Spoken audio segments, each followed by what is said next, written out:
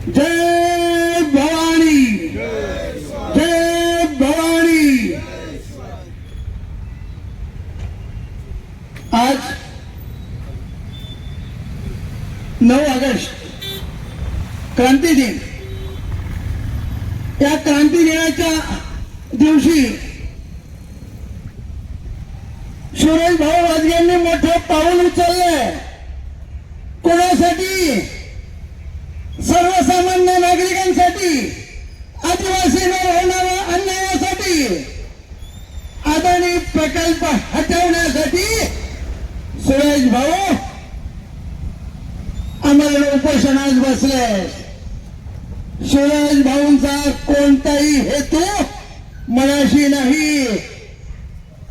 सर्वसामान्य दीनदुबळ्या आदिवासी लोकांच्या जमिनीवर कब्जा मिळवण्यासाठी 1681 ला औरंगजेबाने महाराष्ट्रात चाल केली सह्याद्रीवर, परंतु त्या औरंगजेबाला सह्याद्री काबीज करता आलं नाही। आता या सरकारने हा अदानी पाठवलाय काबीज करण्यासाठी, सह्याद्री काबीज करण्यासाठी या सरकारने अदानीला पाठवलंय। अदानीचा मालक कोण? तर सरकार। हा अदानी कुठला? गुजरातचा। औरंगजेब कुठला? गुजरातचा। मग हा सरकार कोणाचं? ते सरकार सुद्धा गुजरातचं। देवा देवा भाऊ, आपण महाराष्ट्रात आहात।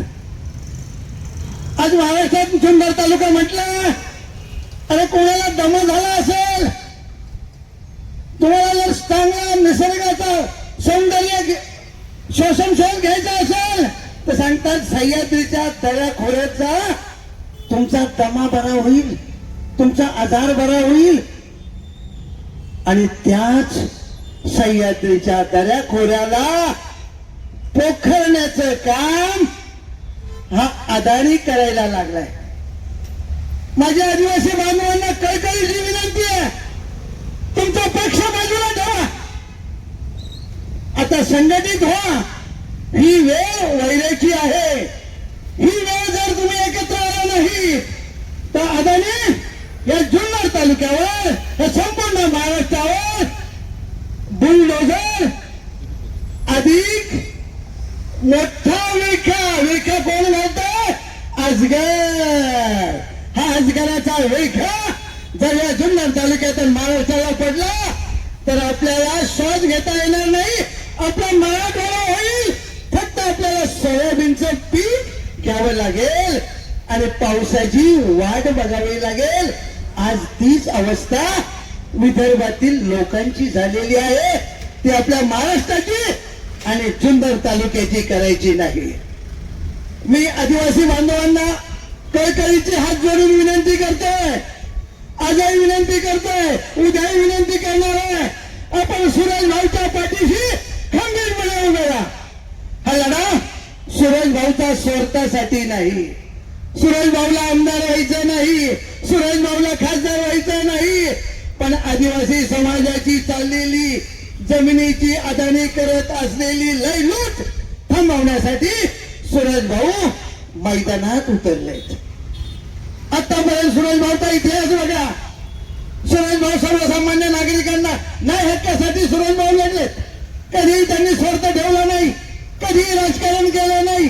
राजकारणाच्या धाग्यावर केलं, पण सुरेश भाऊ सर्वसामान्य नागरिकांच्या लढ्यासाठी अदानीने जुन्नर तालुक्यात आणलेला प्रोजेक्टला विरोध करण्यासाठी मित्रांनो, अभी नहीं तो कभी नहीं, अभी नहीं तो कभी नहीं।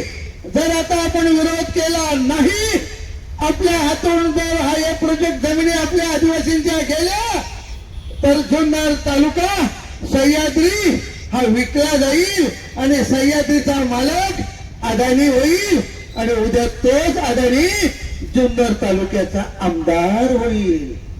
मग आपल्याला हे होऊ द्यायचंय का? होऊ द्यायचं नाही, नाही, नाही। सर्वांनी एकत्र आलं पाहिजे। पक्ष बाजूला ठेवा, राजकारणातले जोडे बाजूला ठेवा, सामाजिक बांधिलकीचं जतन करून सर्वांनी सुरेश भाऊच्या पाठीशी एक मोठ्या मुखाने पाठिंबा देऊन सुरेश भाऊला जोपर्यंत अदानीचा 21 तारखेला 21 ऑगस्टला जनसुनावणीला कडाडून विरोध करा, वेळ पडली तर रस्त्यावर उतरू, जेल भरो आंदोलन करू, जनसमुदाय तालुक्यातून, जुन्नर तालुक्यातून, आंबेगाव तालुक्यातून, संपूर्ण आदिवासी भागातून सर्व लोकांना आपण बोलू आणि जनसमुदायाने आपण आंदोलन करू आणि हा लढा तीव्र करू. पण अदानीला जुन्नर तालुक्यात सह्याद्रीच्या कुशीत कधीच घुसू द्यायचं नाही, ताबा द्यायचा नाही. आणि सुरेश भाऊच्या पाठीशी जुन्नर तालुक्यातील सर्व सामान्य लोकांनी, आदिवासी बांधवांनी, आदिवासी नेत्यांनी, या नेत्यांना माझी विनंती आहे, तुम्ही आदिवासींचे नेते आहात, जरूर राहा, तुमचं राजकारण जरूर करा, पण विकले जाऊ नका.